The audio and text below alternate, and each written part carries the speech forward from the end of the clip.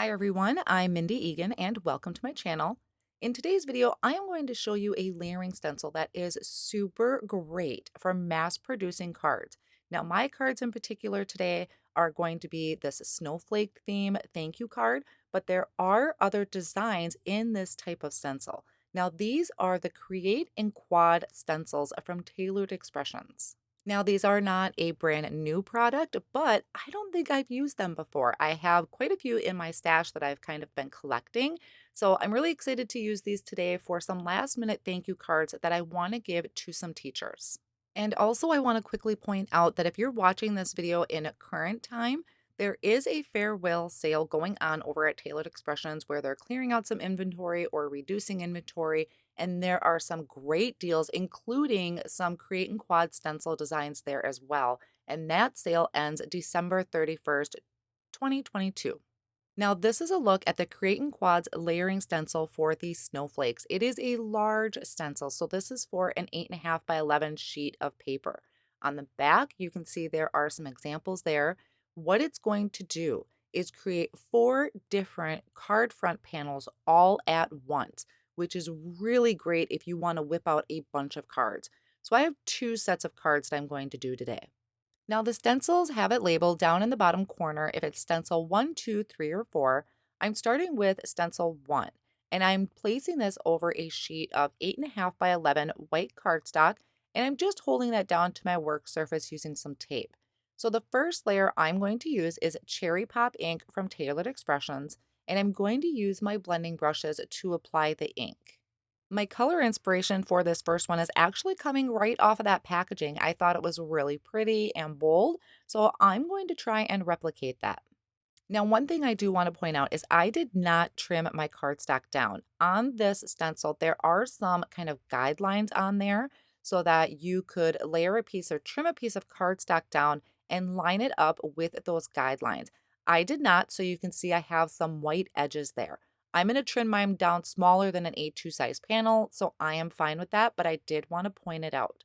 Also, when you're doing your layers, you can see there's those little squares on the side of my stencil. You want to make sure you ink those up so you know where to place the next stencil for it to line up perfectly.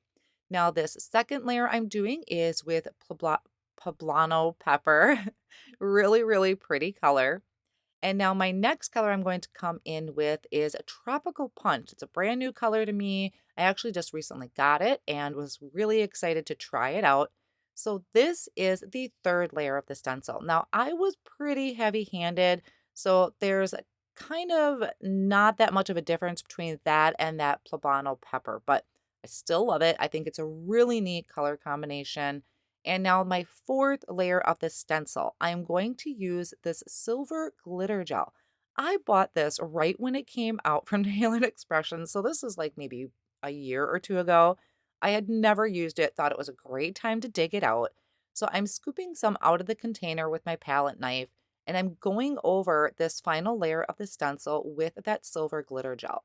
Now, obviously, the heavier of the layer you apply, the longer it's going to take to dry. So I'm wiping off my palette knife with a baby wipe, and then I'm going to carefully remove the stencil. I'm going to place my cardstock off on the side to dry, and I'm going to go wash off all of my stencils. I'm bringing in another sheet of white cardstock, and now I'm going to combine my colors. So this first one is passion fruit. Obviously, I sped this up a little bit so I don't completely bore you.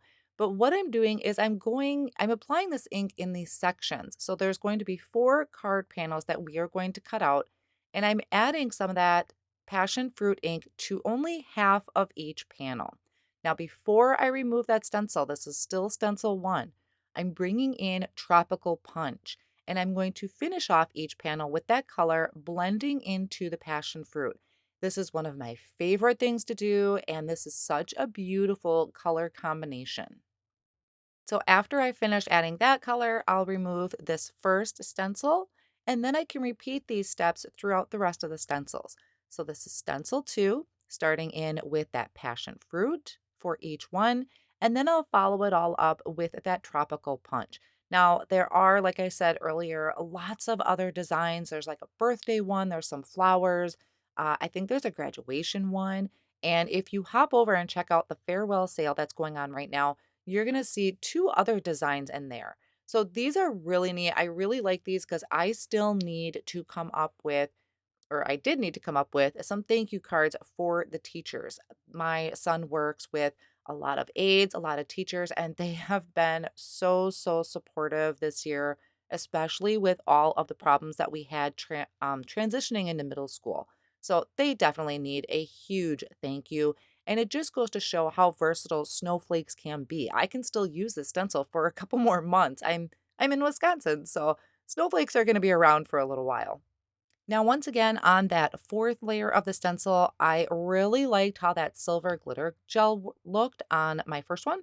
So I'm using it here on these as well. Now, definitely make sure you wash off your stencils really good right away when it comes to the glitter gel. You don't want that to dry on your stencils.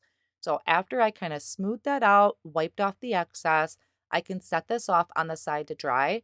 And while these are drying, I'll be working on my sentiments because I have some mass producing tips for you there as well. The set that I'll be using for my sentiments is this on occasion sentiment and also coordinating die. Really great size of sentiments. I love the scriptiness of it. So what I'm going to do is I am taking some cardstock. I really didn't need to trim a lot of these down, but I did. And I trimmed it to be just a little bit bigger than the actual sentiment. And I'm doing that out of white cardstock. So just one of these will really be used as kind of a template for when I start stamping. I'm going to die cut just a bunch of the coordinating dies out of that white cardstock using my mini Empress machine. So I'm getting all of these die cut out right away. I'm going to have 8 of them because that's the amount of cards that I will be making. So after you get all of the sentiments die cut out, like I said, they're just plain, there's nothing stamped on them yet. Just make sure to save one of those small squares. So here's a look at all of those die cut out. I'm going to save one of those to use as my template. I'm bringing out my Misti. Now, these are foam mounted sentiments. So I removed the foam insert from my Misti tool, and I'm going to stamp this thank you down onto that scratch piece of paper that I have in the bottom of my Misti. Then I'm going to take one of those templates that I had saved and I lined that up over that stamped sentiment. I'm going to hold that template down with some post-it tape and now I can mass stamp a bunch of these sentiments. All I need to do is grab those blank ones. I'm going to just kind of pop it in place there. It fits just like a puzzle. And then I'm going to ink all of my sentiments up in this black ink. Now, I could have heat embossed, I could have stamped in different colors, but I really just wanted to go simple and stamp them all in black. And I'm going to take my tweezers, kind of come in from behind to help pop that out so I don't bend the cardstock. I went through and did that for all of my sentiments, so it was really quick to stamp 8 of these. After I get all of those stamped out, here's a look at them all grouped together. They look so good. They're lined up perfectly with that beautiful white border around the side. Now, here are my 2 panels that I have dry. You notice that there is that line that separates them all. So if you would have trimmed your cardstock panel down first, you could have trimmed this in half and gotten your panels perfectly cut out right away. I already knew that I was going to be trimming mine down smaller than an A2 size panel. Now, what makes this really neat and super quick is since this is an 8.5 by 11 sheet of cardstock, I'm just going to trim it down in half. So these are going to be 4.25 by 5.5-inch panels. Now there is that white edge on the side. So I will be going in and I'm going to trim off just 1/4 of an inch from each end, which will leave my panels measuring 3 3/4 by 5 inches. For my card fronts, I'm going to use a light gray cardstock. So I did trim those all down to 4.25 by 5.5. And I'm just going to add my ink blended or stencil panel right over the top using a tape runner. Not adding any foam tape or anything like that. I'm just keeping these really nice and simple. Now for all of my sentiments, I went through and I just added some small foam squares to the back. I usually like adding die cuts behind it to add dimension, but that would have been a lot of die cutting. So foam squares worked really quick. And then I could just place these wherever I want. So each card has a different design and I can place my sentiment anywhere on that card front and it's going to look really great. I'll give you a quick walkthrough of all of the card designs that I had created, just kind of changing up the placement of the sentiments. I really, really love, of course, that purple and blue, but I thought the red and teal was a nice change up. So now I have all these cards ready to go to give to the teachers. So that was a look at the Create in Quads stencils from Tailored Expressions. But if you don't have these stencils or not in the mood to purchase them right now, I hope you still found some great mass producing tips, especially for those sentiments. I will have all of the supplies listed down below in the video description and over on my blog as well. If you found this video helpful, I would appreciate a thumbs up and subscribe to my channel if you're not already, and be sure to hit the all notifications bell so you're notified when new videos are posted. Thank you so much for watching today. See you soon.